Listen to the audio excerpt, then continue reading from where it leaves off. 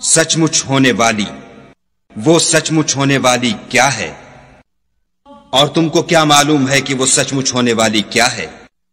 وہی کھڑکھڑانے والی جس کو سمود اور عاد دونوں نے جھٹلایا۔ سو سمود تو کڑک سے ہلاک کر دیے گئے، رہے عاد ان کا نہایت تیز آندھی سے ستیہ ناش کر دیا گیا۔ خدا نے اس کو 7 رات اور 8 دن ان پر چلائے رکھا۔ تو اے مخاطب، تو لوگوں کو اس میں اس طرح ڈھے اور مرے پڑے دیکھے جیسے کھجوروں کے کھوکھلے تنے۔ بھلا تو ان میں سے کسی کو بھی باقی دیکھتا ہے؟ اور فرعون اور جو لوگ اس سے پہلے تھے اور وہ جو الٹی بستیوں میں رہتے تھے سب گناہ کے کام کرتے تھے۔ انہوں نے اپنے پروردگار کے پیغمبر کی نافرمانی کی تو خدا نے بھی ان کو بڑا سخت پکڑا۔ جب پانی طغیانی پر آیا تو ہم نے تم لوگوں کو کشتی میں سوار کر لیا تاکہ اس کو تمہارے لیے یادگار بنائیں اور یاد رکھنے والے کان اسے یاد رکھیں۔ تو جب سور میں ایک بار پھونک مار دی جائے گی اور زمین اور پہاڑ دونوں اٹھا لیے جائیں گے، پھر ایک بارگی توڑ پھوڑ کر برابر کر دیے جائیں گے، تو اس روز ہو پڑنے والی یعنی قیامت ہو پڑے گی، اور آسمان پھٹ جائے گا تو وہ اس دن کمزور ہوگا، اور فرشتے اس کے کناروں پر اتر آئیں گے، اور تمہارے پروردگار کے عرش کو اس روز 8 فرشتے اٹھائے ہوں گے۔ اس روز تم سب لوگوں کے سامنے پیش کیے جاؤ گے اور تمہاری کوئی پوشیدہ بات چھپی نہ رہے گی۔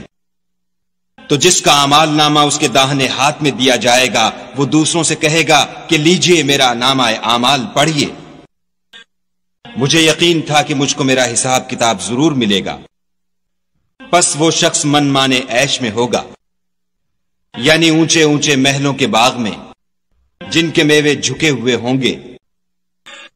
جو عمل تم ایام گزشتہ میں آگے بھیج چکے ہو اس کے صلے میں مزے سے کھاؤ اور پیو۔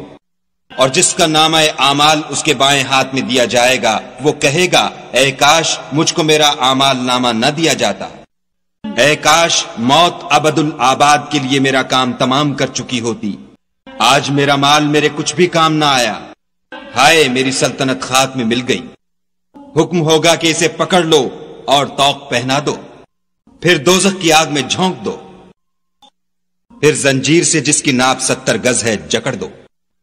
یہ نہ تو خدائے جل شانہ پر ایمان لاتا تھا اور نہ فقیر کے کھانا کھلانے پر آمادہ کرتا تھا، سو آج اس کا بھی یہاں کوئی دوست دار نہیں، اور نہ پیپ کے سوا اس کے لیے کھانا ہے، جس کو گنہگاروں کے سوا کوئی نہیں کھائے گا۔